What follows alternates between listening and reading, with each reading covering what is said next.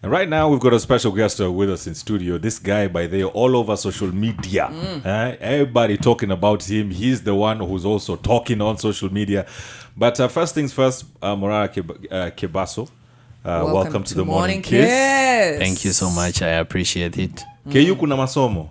Kuna masomo KU. I'm a product of Kenyatta University. I know that, so like I had to ask. Kwa sababu ndovuku alisema mtoto wangu akienda KU Mekata. No. You see, you make a choice of what you want to do in life and how you want to do it. Kuna watu ni ukweli wanaenda KU na hawasomi. Na wewe ulifanya nini KU? I studied law. I was in the KU School of Law, Parklands campus. When was that? I joined KU in 2014. Yes. Ukamaliza ukaingia hustle. No, there was a break in between. There's a time I was suspended and expelled from the university. What did you do? That's around 2017. Ulifanya nini? I was a student leader. And what happened is prior to that there was something called IAAF games coming up under 18, and there's a place called Nyayo Zone that hosts 4,000 students. That was supposed to be renovated, and the administration was telling students to move out of that place without compensating them or giving them a place to go to. They wanted them to move out for renovations. So I went to the treasury of Kenya, and I got the documents on how much money had been allocated, and I got to realize that there was money that was allocated for relocation of the students. So I told the administration to give the students money. They said they'll give them 7,000. I said no. They said it's okay, we can up it to 12,000. I said no. They said 15,000. I said no. They said then you can go on strike. Then we went on strike. Then they said no, let's talk. Let's make it 21,000. And yeah, everybody got 21,000 in their account. What? Yeah. So after that, I had a very bad running into the administration because they didn't want me to win the presidential election. So they suspended me a day before nomination of candidates. I went to the High Court and won. When I came back for the campaigns, now I had real momentum because I just won against them in court. So a day before election, they expelled me at night. What? Right? Yes. But let me ask you, Yeah. you know, for some of us who went to uni, Yes. the most I can tell you is, we had fun. No, but I even went to prison. I even went to prison. While in What? Yes, after the strike happened, I was arrested. I stayed in Kiambu Police Headquarters for 10 days. Then, the charges were read out, incitement to violence. They had, managed to talk to the magistrate. So she gave me an amazing bond that was just crazy. She gave me a bond of 1 million shillings. Bond ile watu upewa ya watu wa corruption. So I was given a bond of 1 million, which of course a student cannot afford. So I went to prison. I stayed in prison for 47 days. Bro, okay. Where did you get the balls to actually, just constantly get into trouble while in school? Well, what I can tell you is that there are people who get money and decide to be leaders, and there are leaders who are born into it. When you're born into it, it comes naturally. Do you know, funny enough, we've sat here with Casmuel, and it's interesting because we wanted to have you here so we can get to know you.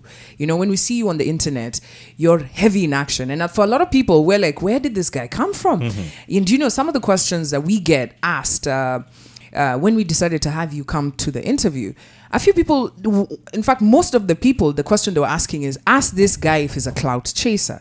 And I said, we want to get to know where you're coming from. And now seeing where you're coming from, you understand that this spirit has been in you. This is the same thing Casmuel told us, that he was actually a student leader, alikuwa anafanya mavidu huko shule. And his parents were also in it. Now let's talk about your parents, because when nikikutuma shule kama mzazi na nimehaso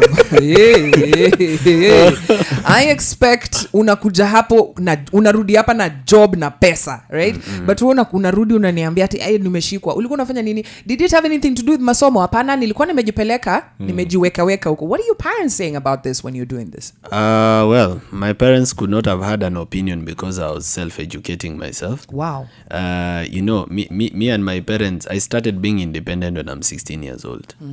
At 16, how so? At 16, I was expelled from Maseno School, the Maseno National School. I'm seeing a pattern here. Because, again, of student activism. And my parents were very hard on me. And since I was an adolescent then, I was not ready to understand them.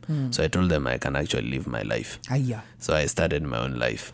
I started with hustling. I became an MC. I became a waiter. I did a number of things, but I didn't go to school in form 3, by then sijasoma form 3. Niliruka nikaingia form 4. But I still managed to get a school. I admitted myself. The principal, we agreed that he should not send me home for fees. The only thing I should do is get an A.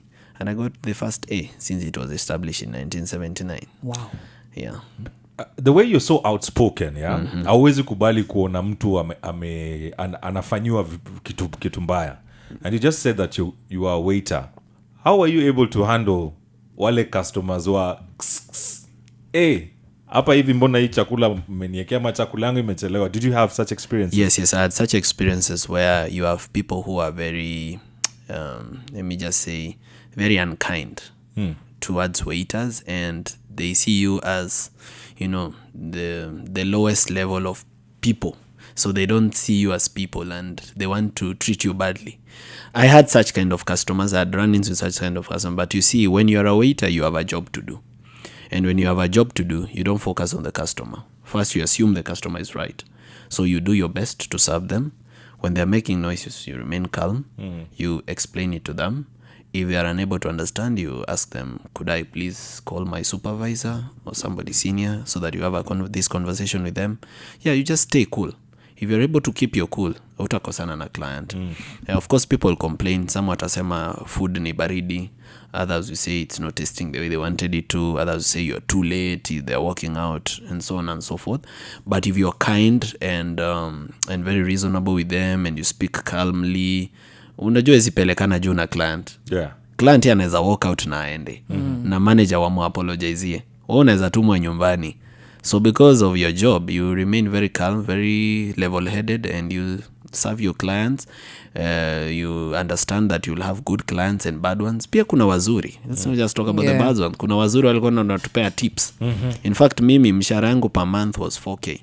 But kwa siku nakosa tips up to 1,500 bob. Wow. Hey. That talks of your service as well. Yes. Okay. It's 9:30, and if you've just joined in, that's the voice of Morara Kebaso, the guy who has taken it upon himself to expose stalled projects and other stories of the government. But when I'm getting to listen to this story, I'm discovering that because of hardship and because of challenges in this man's life, he's taken it upon himself to overcome this adversity by being a voice of the people.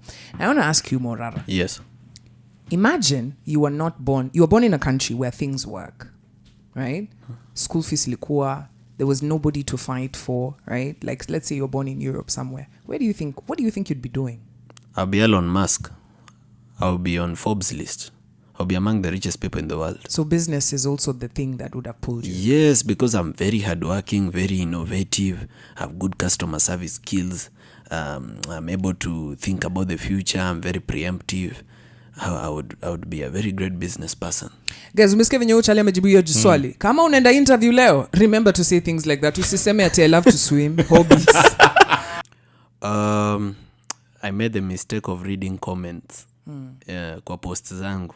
Nilienda nikasoma comments, and I found very negative people. Some I even know. It's easier when people who don't know you talk about you.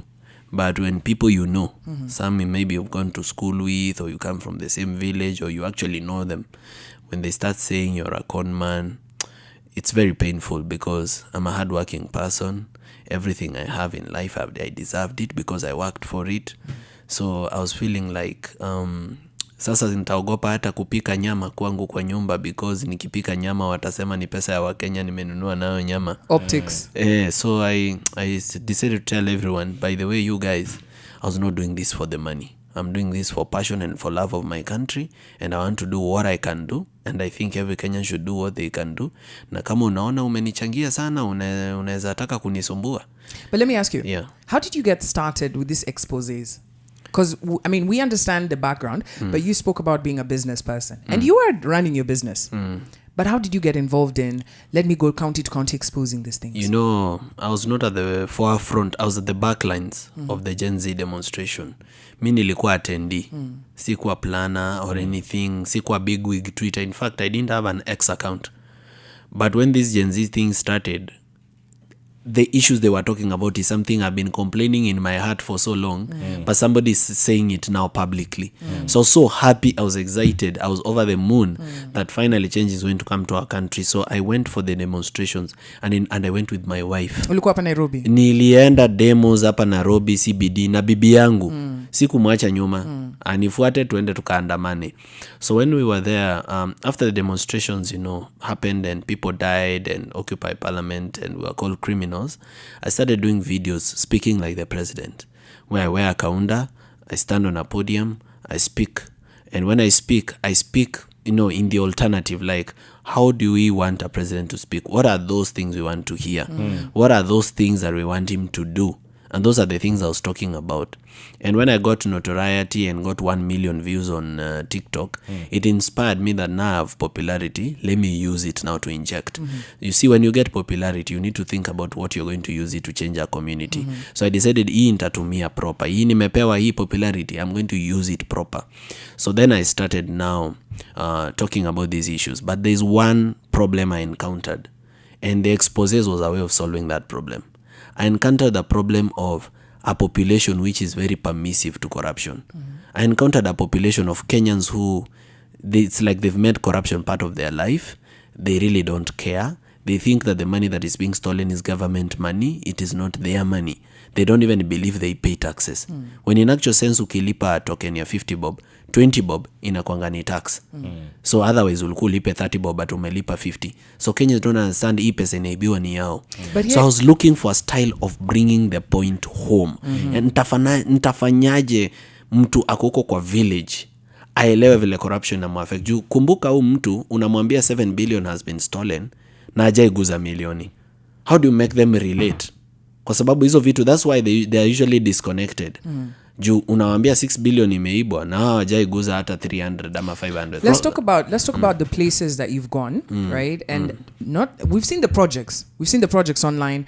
If you don't know Morara's projects, by they follow his page and just see how many of those exposes. Some of them, baka unajua, like you have lethargy because like when you watch news of like accidents, it just becomes like emotional fatigue. Unachoka, right? You even realize that, okay, now I have corruption, right?